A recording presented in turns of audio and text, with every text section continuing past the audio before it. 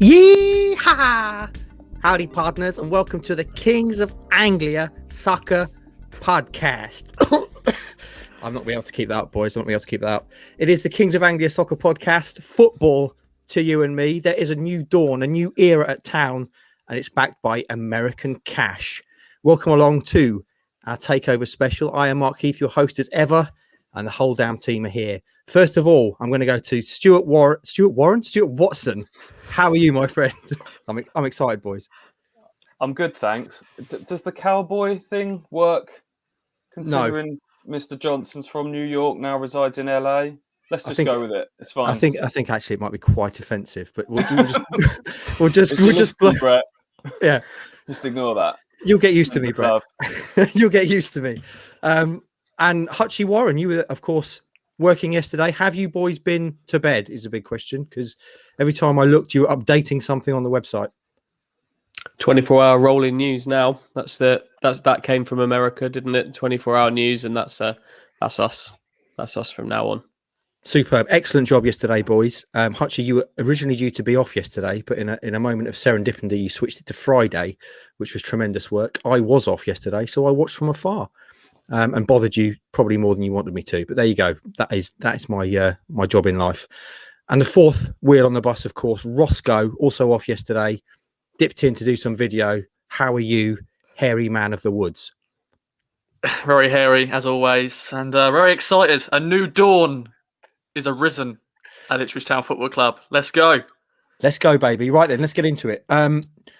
A lot happened yesterday. So the way we're going to do this pod is we're going to start off, first of all, with just the facts, as Columbo would say. Break down exactly what has happened. I'm sure if you're like me, your head is spinning with all the numbers and names and all that kind of stuff. So the boys are going to break down exactly what happened. Then we're going to talk about the press conference late last night, transatlantic. Hutchie and Stewie were talking to Brett Johnson, BJ to his mates, and Mike O'Leary, the new chairman. So we'll talk all about that, what came out from that, and your first impressions, boys. And then we're going to finish with a little chat about our general thoughts and fears, maybe, about the move. And of course, we'll finish with a strike, which will be a nice way to end. Right then. So let's get into it, boys. Ipswich Town are no longer owned by Marcus Evans. They are owned by Americans now. Hutchie, who now owns Ipswich Town? Break it down for us. Not Marcus Evans. He's sold up £40 million deal. Essentially, Ipswich Town are now owned by a group called Gamechanger 20 Limited. That's complex. There are people in there in various subgroups, but they own rounding up a little bit, they own around 90% of Ipswich Town Football Club now. That's the American group you've mentioned. The remaining, let's say 10%, it's a little bit more. That's owned by Ipswich Town PLC still. They're the shareholders that existed prior to Marcus Evans buying the club back in 2007. They're obliged to be made offers for those shares, and that process will happen in due course. So there's a chance Gamechanger stake goes up, chance it stays as it is, but basically, for all intents and purposes, Gamechanger 20 Limited now own Ipswich Town Football Club. Should we go into who they are? Okay. Yes, please. Gamechanger. That's made up of the Three Lions group. I think we're going to hear a lot about these guys, and this is the American side of it. So that's Brett Johnson. He's the face we've all kind of come to know of this. He's joined by Mark Detmer and Berke Bakai. We know that those three are prominent in Phoenix Rising in the US second tier. That's where their football kind of journey has been largely based, with a few offshoots. But they only own combined 5% of Gamechanger as a combined. The three of them own 5%. 90% of Gamechanger is owned by an investment company called ORG, who are using a lot of money from the Arizona State pension pot, and that's what's funding most of this.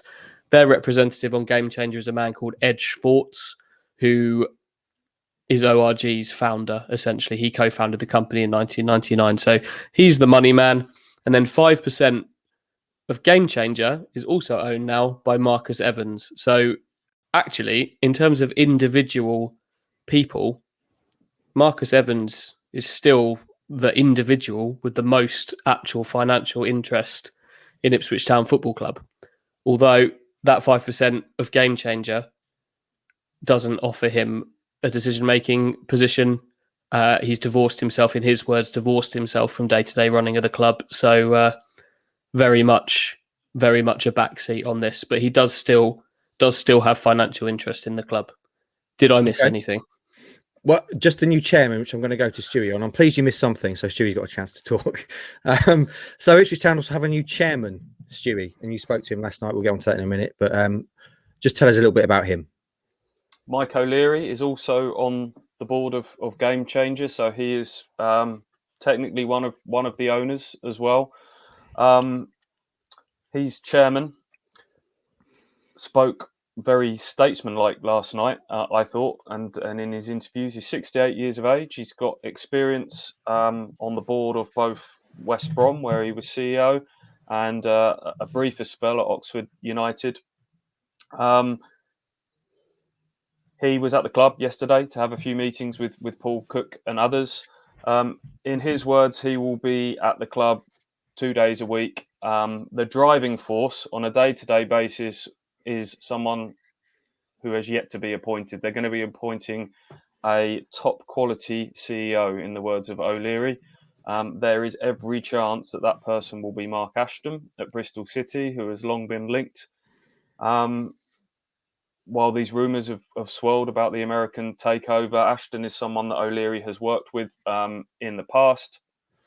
So for all the excitement about this takeover, the most prominent figure, potentially, the person who is going to be driving things on a day-to-day basis at the football club, is yet to be appointed. So watch this space with interest on that one. But it seems very much in terms of the initial stages takeover, Hutchie, that Brett Johnson has been pushed forward as the face of it, doesn't it? Yeah, pushed forward to be a public face of it. I think it's a similar story in Phoenix, and then we also know about Brett Johnson's other interests in Rhode Island and things like that. But if you ask him, and same with Mike O'Leary, they're very quick to talk up the role of Mark Detmer, Berke Bakai, and things like that. These two were the men talking last night, and they did the videos with the football club and then the press conference. But it's pretty clear that they see themselves as a group, all bringing their own areas of expertise to the field. But clearly, I think Johnson is likely to be the person that engages most with the football club, certainly on a public-facing level. On that, Brett kind of joked and said maybe it's because I had the best American accent or I look best in blue, and that's why the rest of the guys kind of push him forward to be the public face of things. But it was just lovely to see him with a big smile on his face, wearing the scarf and the hat with pride. He said the hat had only just arrived yesterday because he didn't want to jinx things by sort of. They said literally until 24 hours before the deal had gone through, they still didn't know whether it would happen, and he didn't want to start buying merchandise until it was done.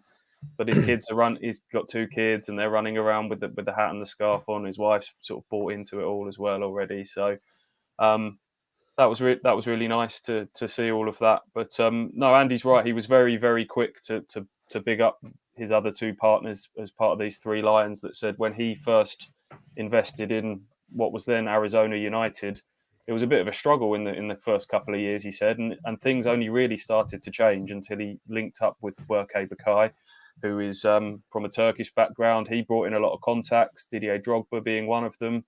And Mark Detmer is a big player in real estate, let me tell you that. If you have a little look into JLL, the company that he works for, they are huge globally in terms of real estate, and I think he was the guy that then kind of made sure that they found the right place to build the stadium. It's quite big on the development of land and everything else that sort of goes along with these projects. So they're very much coming as a trio, bringing different skill sets to the table. And the big question, of course, after we know who they are, the main question, Hutchie, is how much dollar they got. What a town going to get, baby? They wouldn't give out figures, obviously.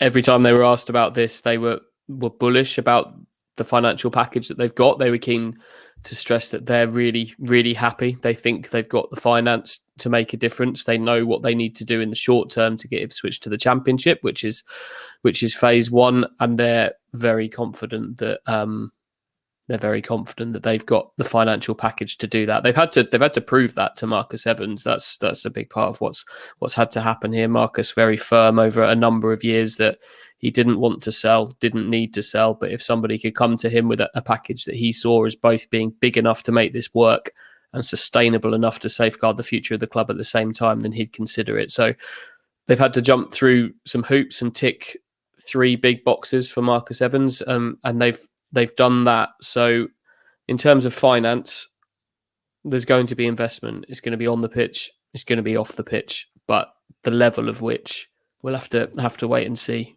O'Leary called it significant. Yeah. Sorry, his response was significant in terms of the level of funds. The Marcus Evans statement said that the fund has deep pockets. So you can see the type of words that are being used around there. They basically said, "I'm not going to put a level of pounds on it, because we don't want to weaken our hand at the negotiating table to everyone thinking that we've suddenly got loads of money to spend in the transfer market." But Andy's right. Marcus was putting in, on average over his 13 years, probably losing £6 million a year. In the latter half of his tenure, that probably was dropping to about £3-4 million a year. So it's got to be above that, which is a start. But it's not all about money. We all get very focused on the money side of things. This will be about a change of culture at the club. We talked a lot on the call last night about bringing some of the methods that they've used in America and embracing new technology, data analytics, the most up-to-date sports science methods, all those things that we think Ipswich Town have perhaps fallen behind the times on a little bit and neglected in recent years. Hopefully their kind of array of contacts in the game. And, they've had 5 years of owning a football club now, which Marcus Evans didn't have when he first came to the table. So hopefully that gives them a little bit of a head start. O'Leary brings some real experience to the role as well, which of course Simon Clegg and Ian Milne didn't have in their roles as well. So reasons for cautious optimism all round at the moment. And I use the word cautious because these things are always a gamble, but everything we see and hear so far is great. And the fact that we are actually seeing and hearing from them within day one, within the first 12 hours, we've seen and heard more from these guys than we did from Marcus Evans in his first decade. That's remarkable, isn't it? I think if you add up all the time that Brett Johnson spent on camera yesterday, it's probably more than Marcus Evans has ever been. In terms of the Moneyball data analytics, Roscoe, obviously we know we've got that tapped already. You've got your formula, over 30, get rid. So we'll give you that for 3 million, Brett. That'll be a deal. Hutchie, it's worth just reflecting on these guys, what they've done so far, the 3 lines, because they've been successful pretty much everywhere they've been, haven't they? Shuey alluded there to Phoenix Rising, who are doing very well, getting a new 10,000-seater stadium built in Phoenix. But basically everything they've touched on a soccer side of things, the franchises have gone on to better things. Yeah, very impressive. Phoenix, I love the name. I think the new stadium at Phoenix is called Wild Horse Pass. Nice. Which I love. Probably wouldn't work in Suffolk, but Suffolk Punch Pass, who knows? Yeah, they've been successful in Phoenix. Brett Johnson went in, bought Arizona United, always wanted to change the name to Phoenix Rising, and that seems to have worked. It seems to have captured the imagination of people. They've won trophies. They're a real competitive force at the top end of the second tier over there. There's a small investment in a club in Denmark who have got up to the second division and been very competitive in that. And then obviously there's a Rhode Island project that Brett Johnson's spoken about extensively that's yet to launch, but it looks very impressive in terms of the football side of it and how that's going to link with the community there and some regeneration of is it Pawtucket in Rhode Island there. Very impressive. There's nothing not to like. Sorry, Andy, to interrupt. There is one other club as well. They've got Tucson as well, which they kind of bought as a feeder club, which is just south of Phoenix, which is a lot further down the pyramid. That would be the equivalent of buying a non-league team here in England and using that as a kind of feeder club for a championship outfit, effectively. So they're building a little portfolio of teams. It's like Andy says, it's a minor stake in the Danish club, but it's very in vogue at the moment for owners to put together these little portfolios of clubs, and it just seems like maybe they're starting to branch out and invest in more clubs. And at the press conference last night, Brett was asked whether that is part of the master plan to maybe have a bit of a formal affiliation between these clubs. Barnsley are a success story in the Championship at the moment, are part of a wider group of clubs under a single ownership. And he didn't rule that out. I don't think that is their immediate plan. Their immediate plan is to come in and just sort out the club and the first team side of things, and the wider development of Ipswich as a community may come further down the line. But Brett said sort of candidly that's not one of their top priorities at the moment. It's just sorting out the football club. But there could well be some link-ups with these American clubs both ways. He said across the Atlantic, maybe some Americans come over to Ipswich. He'd be very proud to see that at some stage. But also Ipswich sending out some of their own younger players out to America, and maybe even Denmark, who knows, to get some game time there. I reckon Drizzy would be a hit of Phoenix Rising. Just saying. Excuse me, boys. It would be remiss before we move on. I want to talk in depth a bit about the press conference and what you asked them and your impressions of them. I know you touched on it a little bit already, but I want to get into that. But it would be remiss, I think, if we didn't end this bit with just a reflection on Marcus Evans' tenure at Town. He's been there for 13 years. He's the only owner that, as a sports editor and as an Ipswich Town writer, you've ever known, Stewie. Just wait for you to take a drink there. You're right. Because I'm going to come to you. How will you remember Marcus Evans' reign at Town? And I mean, clearly fans will probably remember it, not with the greatest of fondness. But how about you? I think straight off the bat, we have to recognise that ultimately it's been a failure. He arrived in 2007 with plans to get them to the Premier League sooner rather than later. Was, I think, told that it was only going to take a certain few million, a small investment at the time to get them there. It didn't happen, and it has been a long, drawn-out, painful, slow, steady stagnation, death by 1,000 cuts decline ever since, really. It's not been like other clubs kind of hit financial low points quite rapidly when owners give up. With Marcus, it's been a little bit different, where the money has been slowly withdrawn, and it's dawned on him over time that as the rich have got richer in football, he's gone from being a big financial hitter to a minnow within the space of 10 years. I've said before, it's not always, people have got fixated on the levels of investment with Marcus. Show more ambition, spend more money, and there have been moments where more money should have been spent. I think everyone looks back at January in the playoff season, and that was a chance to strengthen from a position of strength that wasn't taken. But for me, the failure has not been just about money. The guys has lost in excess of £100 million. That is not to be dismissed in any way, shape or form. It's been decision making along the way, not appointing the right people to key positions, keeping up with the times, etc., etc. But I need to finish by saying that I think the new owners are absolutely right when they say that Marcus Evans deserves some real gratitude from the fans in terms of waiving a huge chunk of debt, 80 million odd pounds of debt that he's just waived to get this deal done. They've paid, I think the new owners have said they've paid off 21 million of that debt, and there's left, they've gone from in excess of £100 million in debt to 400 grand overnight, because what Marcus Evans has been prepared to wipe his nose on that.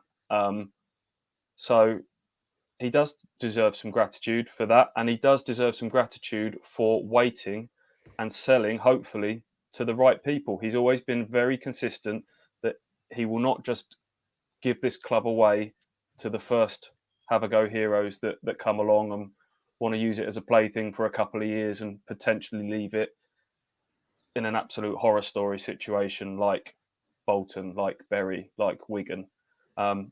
You do not get that feeling with these guys straight away. We won't know. The proof will be in the pudding in the months and years to come. But these look like guys that have got the proper investment and are going to invest the time as well. And they're going to do it over a period of time. So if this is the success we hope it's going to be, then Marcus Evans will deserve some gratitude from people for selling it to the right people, and hopefully at the right time. And he's retained an investment in it. And if it means he claws back some money, if Ipswich go on to bigger, better things and they get to the Premier League, then you can't begrudge them that. Hutchie, it turns out in the end, as we talked about Marcus being at Rochdale on Easter Monday, that was indeed the place to say goodbye to Ipswich Town. How will you remember Marcus and his time? What a fitting goodbye. A 0-0 draw in which neither team had a shot on target. A pretty miserable goodbye, wasn't it? That's kind of apt though, isn't it, for the Evans era almost? Yeah, I guess so. I think the last few days have just kind of solidified my thinking on Marcus Evans, that Stu's touched on all of it there about the mistakes along the way, that there's an awful lot of sticks that you can beat him with. But I always had the feeling that he was a responsible owner, if not a successful owner. And he's been true to his word in the way that he's relinquished the club ultimately, which was the kind of the one thing I was holding on to with Marcus Evans, is that I never felt that he would put the club in danger, and while not always doing the right things for the club while owning it, I genuinely believe that he would do right by the club in terms of getting rid of it, and that's exactly what he's done. Writing off that much debt is remarkable, and there's every chance, and we've got to hope that Marcus Evans' kind of overall legacy at Ipswich Town is ultimately him being the man that sells to the group that puts Ipswich back where they belong. He couldn't do it himself. If you can't do it yourself, I guess the next best thing is to be the man that hands it over responsibly to the person that can. And that's got to be the hope now. Can I just add something on there? I talked earlier about Brett Johnson with the scarf and his kids running around and all excited, and that was Marcus Evans 13 years ago. He has got a teenage daughter. She might be a little bit older than that, actually, but who has become a massive, massive Ipswich fan from what we gather. His family have invested in it. Whatever you say about Marcus Evans, to say he hasn't cared, I think is way wide of the mark. We've been all over the country following this team. He is at the vast majority of away games. He was at Rochdale. He was at, on Easter Monday. This is a guy who could probably be anywhere in the world, certainly in normal non-COVID times. He was at Wigan. We saw him at Bristol Rovers earlier in the season. Now, I know people will say he's the owner. Of course, he should be doing that, but he doesn't have to. And if he'd have completely lost interest, he wouldn't be doing those things. And he didn't get it right, but to say he didn't care and he didn't want it to happen, I think would be wrong. But none of that. I'm not being a Marcus Evans apologist here. As I said right at the very start, it's been a failure, and it's a protracted failure.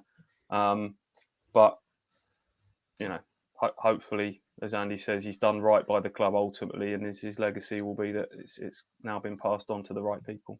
All right then, boys, let's talk a little bit more about the pressers last night. You got to speak to Brett Johnson and Mike O'Leary last night. I guess my first thought, other than how much money they've got, excuse me, that's got it, is why, for Brett Johnson, why he wanted to get involved in English soccer. Because it's one thing being a successful owner over in America and the kind of Danish lower tiers, but it's very, very different coming over to England. The whole ball game is different in terms of pressure and expectation, taking over someone like Ipswich Town. So what did he tell you about why he wanted to get involved in England and why Ipswich Town, first of all? Stu? Well, the dream is always to get to own an English football club. The home of football is it's where the global audience and eyes are on the game. So I think anyone who wants to get into football ownership wants to get into England, and that's what Brett Johnson said. His background is that he played a bit of football, and he calls it football, by the way, growing up, before realising that his sporting strengths lay elsewhere. He actually became quite a good rower by all accounts at university. He's got a twin brother, Brett Johnson, and they were both rowers at university, which Andy and I said conjures up the image of the two guys from the Facebook film. If you've seen that, the Winklevoss twins. Yeah. Anyway, I digress.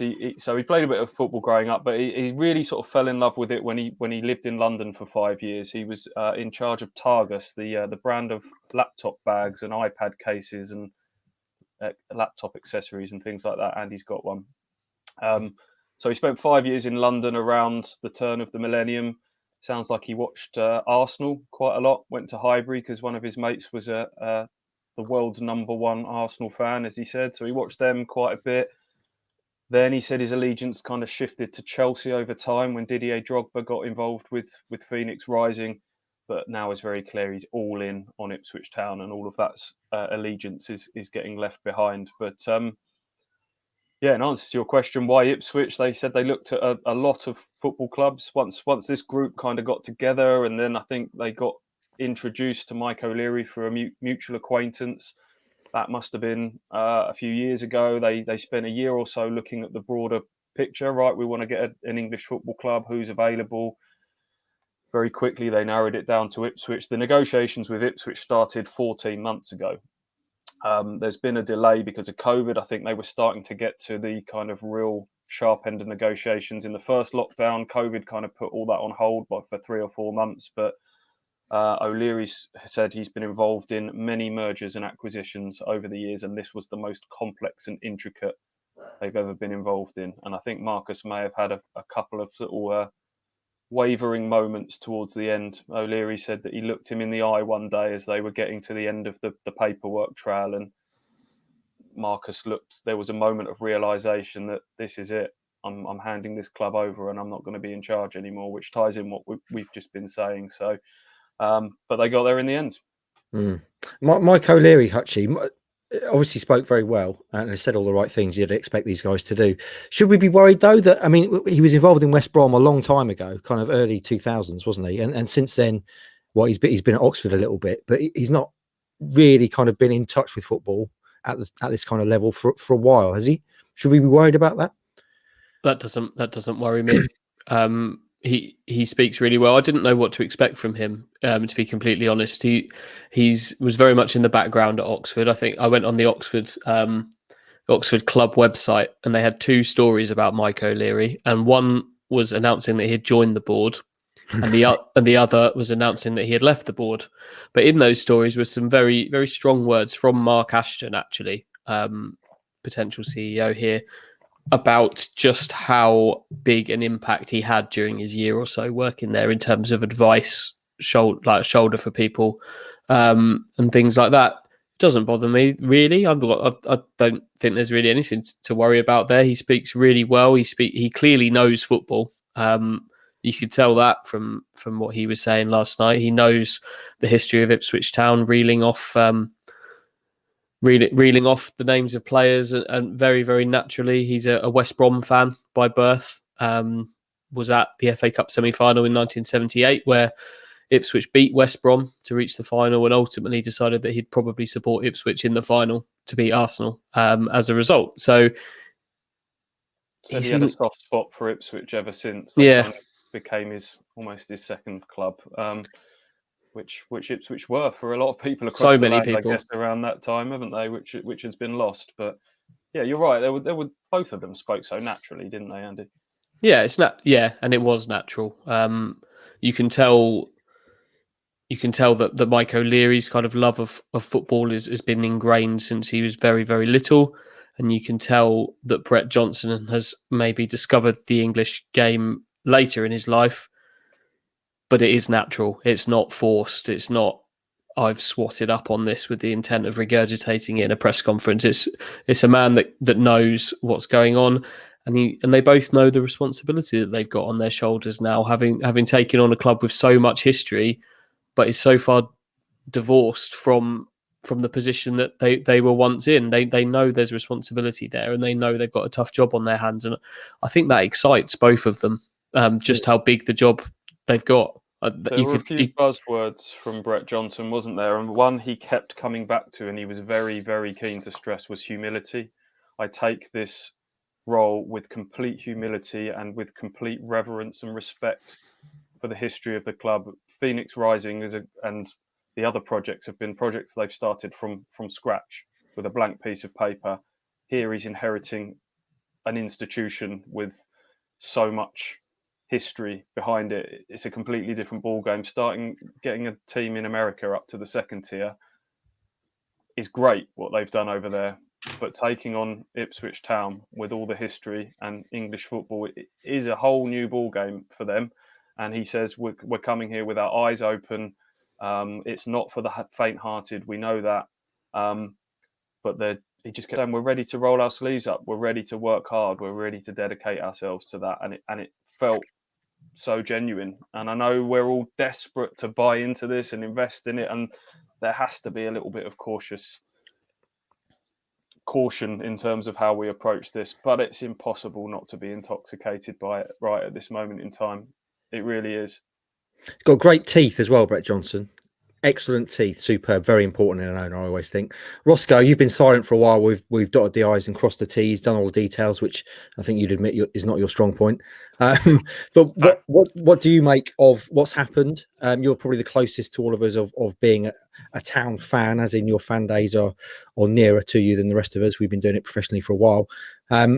Your thoughts? What do you make of the new owners? How excited are you? Yeah, very excited. I was in shock. Of course, it's been rumoured and reported for the last few months, and you just felt like it went a bit quiet. And then out of nowhere, you see it and you see the news and go, wow, okay then, let's get ready. Let's strap ourselves in and here to a new ride. Because I think I was like 11 when Marcus Evans took over the club. So Right. I didn't know what ownership and takeovers were all about. At least now I know a tiny bit more. But yeah, it's exciting. As Stu said, you've got to be a bit cautious about it. You can't get too carried away because, you don't really know until they actually come in a bit more and they actually invest and, we see a bit of an improvement. But exciting times. And I think that's what the club has needed for a while, is a refresh. And yeah, let's get ready. Pre-season in America, boys. Fancy That's what I'm saying. I said before, haven't I? It's got to be a pre-season tour of America, hasn't it? Yeah. I'm up for going to Phoenix. I've been before, but it'd be lovely over the summer. It'd be bloody hot. But yeah, fantastic, boys. Lads on tour, KOA podcast trip over there. What do you reckon, boys? Maybe next summer. Please. Yes, please. I guess the other big question, of course, Hutchie, is when are we going to see Brett and the Three Lions boys? When are we going to see them come over here and pressing the flesh? Obviously something you can't do at the moment, but when are we actually going to see them in Ipswich and get their first impressions of Portman Road, etc.? I think if Brett Johnson could have been here today and yesterday, he would have been. He spoke about that. COVID has certainly played its part in lengthening out that negotiation period, as Stu was talking about earlier, but it's also meant that he's not able to be here. He's got a family. I think it sounds like the last thing he wants is to be quarantining in hotels for 2 weeks and things, just to be allowed out. But the second he's allowed over to a game, and he's not been to Portman Road yet, he's not been there at all throughout this process. I think he'll be here as soon as he possibly can. He's talking about hopefully August for the start of the new season, and hopefully for everybody, August will be a fresh start in a football sense now, but just a fresh start for fans to be back in a football ground. And what an atmosphere it could be at the start of next season if fans are allowed back in the way that we're hoping they are for the real start of a new era of Ipswich Town. I'm gutted that the game with MK Dons this weekend is going to be as it is. It would have been electric inside Portman Road this weekend in normal times, but instead the new era is kind of going to begin in this really weird empty shell of what it really is. But come August, I think we've all got to be really hopeful that we're going to feel the full force of this new era. That Season first home tickets game. going to be interesting. Sorry, Mark. That's all right. Carry on. Season tickets going to be interesting, isn't it? I think they were going to be announced this week. I think they might delay those a little bit and let the new owners put those out. They might even change the whole pricing structure and everything. There's an opportunity to do something really special there. I think if as a statement of intent, the new guys have come in. They're obviously wedged up, to use an English term. They got a bit of cash.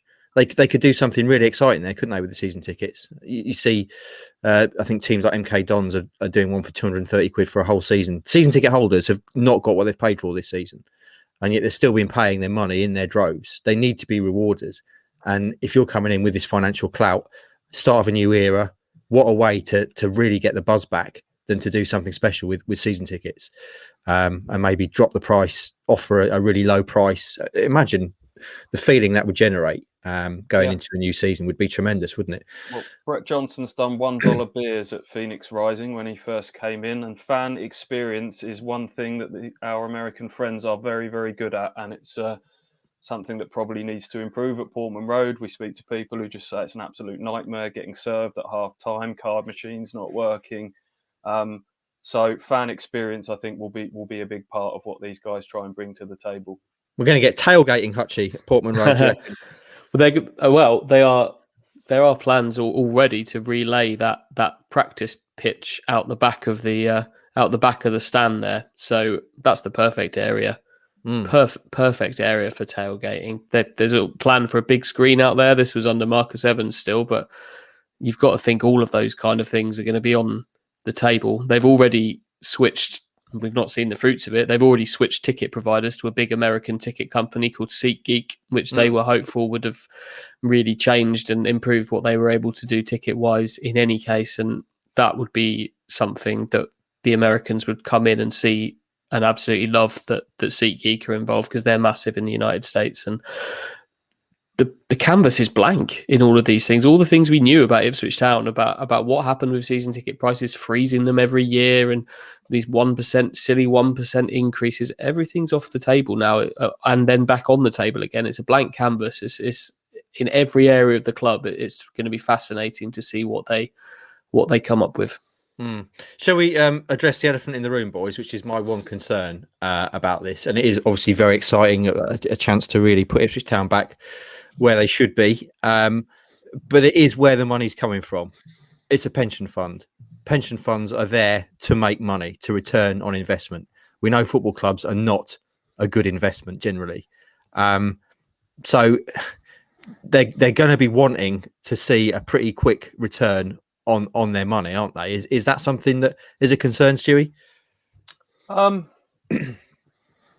think that raises a few eyebrows. I think if I don't know if you could see it in this country with your kind of pension money being my money that's being saved for retirement is sort of lobbed into a football club, football team. But the way that Mike O'Leary kind of explained it last night is that, like any pension fund, the money is split between a range of high risk and low risk investments. I imagine that the Ipswich Town on the football side of things is very much at the high risk end of things, but they invest in various different sectors, so that over the long term, if one sector does well, it does really well. It counterbalances another sector that does really badly. So that there's a lot of, obviously, there's an element of gamble, isn't there, with any kind of investment, but with pensions they try and balance that all out. And it sounds like, I think that's more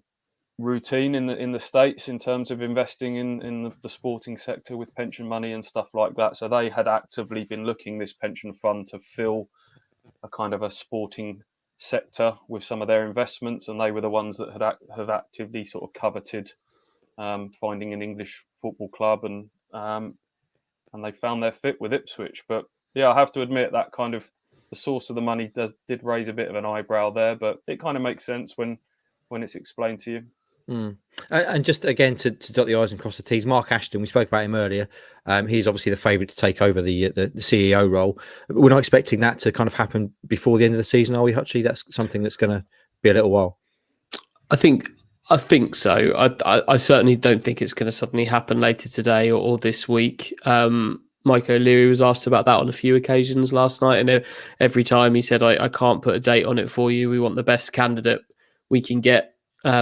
I can't tell you if that's going to be in 2 days, 2 weeks, or or 2 months, but they want somebody in to get their hands on this business and start running it as soon as they possibly can. So it wouldn't shock me if it did happen before the end of the season, but on the other hand, it also wouldn't surprise me if it did stretch out maybe a couple of weeks from here. It's clearly not done and dusted. Otherwise, it would all have been done at the same time. But I'm fairly confident it will end up being Mark Ashton. And if it is Ashton, good move. He's certainly done a lot at Bristol City. Every time we've been back there, Stu, over the years, you can see Bristol City as a football club getting bigger and bigger, can't you? Certainly in terms of the stadium and the infrastructure around that. They've got restaurants kind of built into the ground at Ashton Gate and bars and things like that.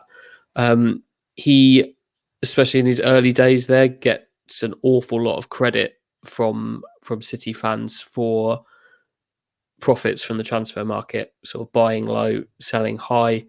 Mike O'Leary referred to that last night as being player trading, which is kind of an American way of looking at that in sort of seeing players as assets and things like that. Ashton takes a lot of credit for doing that at Bristol City. I think he's become a little divisive in recent years. I think that's fair to say, in that his influence has grown and grown in terms of recruitment, and it's not always hit the mark. But in terms of knowing how to run a football club, I don't think you could argue that appointment, if it does happen, is such a massive upgrade on anything that Ipswich Town have had in that position for the course of Marcus Evans' tenure. So it's a man that knows football, worked at West Brom, worked at Oxford, really got his teeth into Bristol City, knows football, knows the game. That's at a championship level. So for me, that would be a really, really promising appointment if and when it gets done. Premier League, baby, 2 years. Sorry, Stewie, we keep cutting each other up. Go on you go. Yeah, Leo. What happens to Leo Neal? You know, we're talking about a lot of these things. I can see him, and I hope for him that he kind of finds his way back into the academy setup. And the academy, the new guys were both very clear last night that the academy is a massive part of their plans going forwards. They're already looking at ways of pushing for the Category 1 upgrade under Marcus Evans. So I'm sure that will be something that they proceed with in the near future. And I imagine that Leo Neal would be the man to kind of front that up, because that was his baby long before he kind of got promoted, perhaps over promoted to the position that he's in a bit too soon, too quickly. So hopefully Lee can to go back and really focus on the academy side of things again. One thing we've not looked at, boys, in terms of this whole thing, excitement and what it all means, is what it means for Paul Cook and the current squad, Hutchie. What, if any, impact do you think that'll have for the rest of the season? I don't know on the pitch. I have my doubts that it's suddenly going to spark a massive upturn in the players' footballing ability. Paul Cook, it's worth saying that Mike O'Leary could not have been more strong in the fact that Paul Cook was a man he wants to be in charge of Ipswich Town. He said that he and Marcus exchanged notes on potential managers should Paul Lambert go, and they both found that Paul Cook was at the top of that list. The two of them met yesterday, O'Leary and Cook, and found out they were born within a mile of each other and grew up within a mile of each other on Merseyside, so had something in common there straight away. And O'Leary says they got on really well there. So from his point of view, there is no change of manager. So in terms of that kind of thing, that continues. But I do have my doubts whether this massive surge in optimism off the pitch is going to translate on the pitch, sadly. I don't My fear is that these players have not been, if they've had any doubts in their mind that Paul Cook was going to rebuild the whole squad in the summer, and that's instead of bringing an upturn in form, it's had the opposite. It's now probably made it even more likely that they're going to get released in the summer.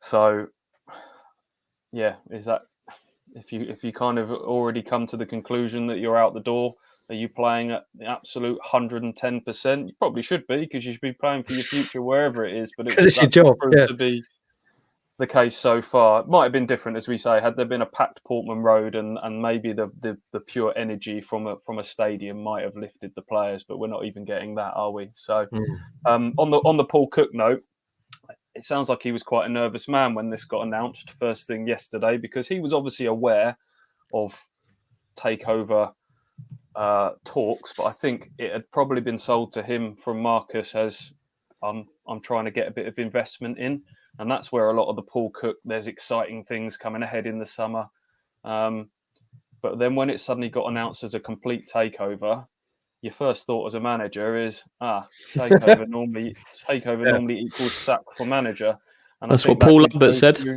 Yeah, exactly, and that's what went through Paul Cook's mind yesterday morning, by all accounts, until Mike O'Leary introduced him and was able to tell him, "Don't worry, we compared notes on managers. You were top of our list as well as top of Marcus's." And then he said, "Paul relaxed after that, and we was okay." So, yeah, I thought that was quite interesting. Absolutely. Didier Drogba's clearly coming in the summer, though, isn't he? He's a number 2. Maybe even do a job up front, boys. I don't know how old he is, but I reckon he'd still do a job at League One level. Yeah, I was going to say number 2, number 10. He can still do a job there. Let's get Didier in. Right then, boys. Before we get to the strike, which is how we're going to finish the show, this, of course, Hutchie, is right up our street. American things, American owners. So what we're going to introduce, first of all, the name, Ipswich Town Blue Broncos, I reckon, don't you? Is it the Colts? Maybe the Stampeders? What do you reckon? I think there'll be riots if they try and change the name. I think it has to be Broncos, doesn't it? Absolutely, it has to be Broncos. Could you, or the Punchers, the Ipswich, the Suffolk Punchers, change the name just like Brett Johnson did at Arizona? It's not going to happen. Yeah. No, we're definitely getting tailgating. We need defense chants, don't we, Hutchie? Because obviously American sports, they don't really do songs like we do in sport over here. Their only one really is defense and USA. So let's have a few defense chants. I think we can teach them a lot, to be fair. We can maybe think up some chants to send back to Phoenix. Terminology, obviously, we've got franchise players. I guess James Norwood would be the franchise player. It's no longer a penalty kick, it's a PK. What do you reckon, Stu? I know you're a big fan of all things American, but you can't wait for this. Well, in my role in this, if you want to bring all the American things in here, I'll go over to Phoenix and just shout the referee's a wanker and stuff like that. Just bring a bit of British culture to them. I'll be part of the swap deal. Can I go to Denmark? Yeah, you can be the Hugo correspondent in Denmark. Imagine shouting referees a wanker in America, Stu. You get loads of Americans going, "What the hell is a wanker, man?" That kind of stuff, wouldn't you? Do you reckon they'd know? Calling everyone mate as well? I'm not sure. Roscoe, you've been silent for most of this. It's now your time to shine. It's been quite a heavy podcast because we had lots of detail to discuss. But let's finish with a strike, shall we? American style. Okay. Just got to prepare for the national anthem. Oh, can you say? No, I don't know. That's not right, is it? No. Oh, no. Say, can you see? Oh, say, can you see? There you go. Yeah, that's the one. That's the By one. the dawn. So yeah. Anyway, won't do it. Move on. So yes, this is a USA themed town strike. Players and other bits. So Let's go. So question 1. Ipswich is a coastal town of which state in the US? Okay, so you got 3. Oh no, already. I'm going to smash this. Is America? Oh, okay. Is it? Oh God. It's Massachusetts. That's what I'm telling you. Yeah. Oh shit! I should let you pronounce it. Go on. No, it's done. That's it. That's it. How'd you say it? Massachusetts. I'll give you the other options as well. What? Massachusetts. Massachusetts. No. I did practice it a few times before coming on, but it didn't work. Thank God Brett's not from Massachusetts. No. Hopefully he's not listening now. No. So yeah, I think that question just gets scrapped because you spoiled it. So. Oh, I get the point. The boys don't. 1-0 to me. They wouldn't have known that. I knew that. Did you? It's easy to say now, isn't it? Easy to say now. Oh, okay, great. Continue. It's 1-1-1. Okay. Question 2. Jerry Baker was a forward for Town in the 60s. He scored 2 goals in 7 caps for the USA. But how many goals did he score in 155 games for the Blues? He was born in New York. Jerry Baker. That helps. How many games did he play? 155. 155 games. How many times did he get it in the score bag for Town? I reckon he got it in. I reckon he scored 12 times. I've got no idea who he is, to be honest. 70. What? I had 63 in my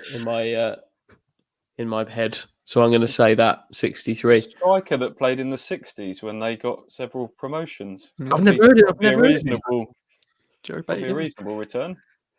66. Oh, So, Nailed it ish. yes. So, a point for Hutchie. Question 3. Okay. Is on Cody Cropper, who was a reserve academy goalkeeper for Town.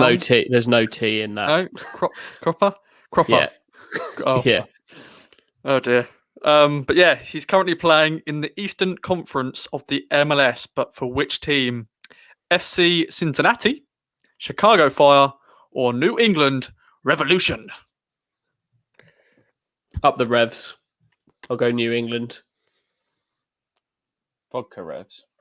A mate of mine had a Vodka Revs logo tattooed on his bum at uni. That was 50 quid earned in a bet. I bet he's very proud of himself and his parents. Yeah, he's a dad now. He's going to have to explain to his child one day what that is. That's fine. I'd have to get it covered. Stewie, what you say? I'm going to say Chicago Fire. I'll say the other one. Cincinnati. It's Cincinnati. Yes. Oh, Stu, you knew that as well, didn't you? No, I didn't. So it's 2-2-1. Okay. Danny Carpassion played 6 games for Town during his loan spell. For Town. From which club, though, did he sign? I worded it wrong in the question. Was it Spurs, Arsenal, or Chelsea? So which club was he on loan from? Chelsea. Arsenal. Arsenal. It is the Arsenal. It's the Gunners. Why do people say the Arsenal? That's always. I know. I know. People do say it. Why are they the Arsenal? It's about guns and that, isn't it? Okay. That's all I've got for you on that. Okay. Final question is on Cameron Carter-Vickers, who has won 8 caps for the USA so far. But little fun fact here, but his dad also played which sport at a high level in America? Yeah. American football, basketball, or baseball? It's basketball, isn't it? Basketball. Yeah, because if you're watching on video, Stu pretty much told you the thingy bob. It's a pretty pathetic jump shot from Stu, to be fair. I'm not not much effort going into It's a that. bit limp-wristed. More of a netball. Yeah. They're doing So- Space Jam again, aren't they? That's exciting. With LeBron James. LeBron James, Yeah. Yeah. It looks a bit like the plot of Tron, but in basketball with LeBron James and cartoon characters. What more could you want? You know, LeBron obviously owns a chunk of Liverpool now, doesn't he? He's going to be involved there. He's often wearing Liverpool stuff, actually, when you see him. Maybe we get... who should we have, basketball-wise, at Portman Road, do you reckon, Hutch? Who would you like to see? Let's go for the beard, James Harden. James Harden? Well, I mean, him and Ross could trade beard tips. Absolutely. It's a pretty close to Harden beard, actually. Ross goes. That's what's inspired me. It's a bit Harden-y. It is indeed. So I think there's a tiebreaker needed, isn't there? Because Stu and Hutchie have level scores there. Okay. You don't have a tiebreaker. I was hoping there wasn't going to be a tiebreaker. That's good. That's good. I've Good got planning. one. Good Let's go plan. round in, let's go How round can in a you- circle Yeah. and name American states. And if you pause, you're out. Easy. Okay. Are we involved? Am I involved though, or is it just you two? Yeah, you're involved. Just for Yes. fun. Massachusetts. What order are we doing this in? I've started. Okay, You Arizona, next. Ross, you can play as well. Texas. North Carolina. California. Florida, Oh, I was going to say that. Rhode Island. That's a cut. That's a, no, is that, That's not a state. Isn't it? No. Oh, okay. Is it not one Mississippi. of Mississippi. Okay. South Dakota. Montana. Nevada, Alaska. Is that a state? or That's a not? state. Yeah. Yeah. Okay. Is Hawaii a state? Did they add that? Yeah, that's a state. We haven't had it. It's the obvious one to have. Arizona. I said that first, didn't I? Oh, did you? I'll take Illinois then in that case. Nice. Colorado, Pennsylvania. I think that's one, isn't it? Oh, I've gone blank. I'm out, I think. That's too long a pause. to be fair, if you're going to be out, I think Ross should have been out several rounds ago. Carry on. You have a free pass. Stu.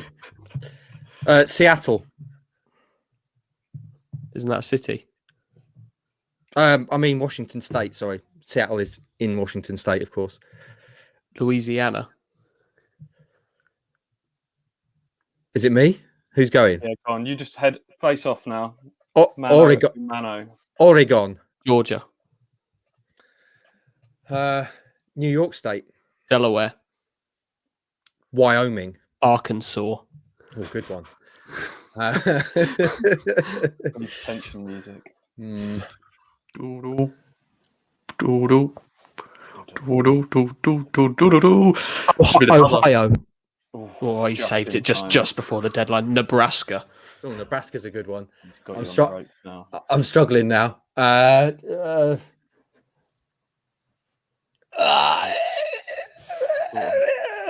yield. I give up. Good. There you go. There we Hotch is the ultimate champion of all things American. Ipswich Town are the ultimate champion of all things American, soon to be. Suffolk. Well, obviously there is a Suffolk. That is the newest state of America, Suffolk.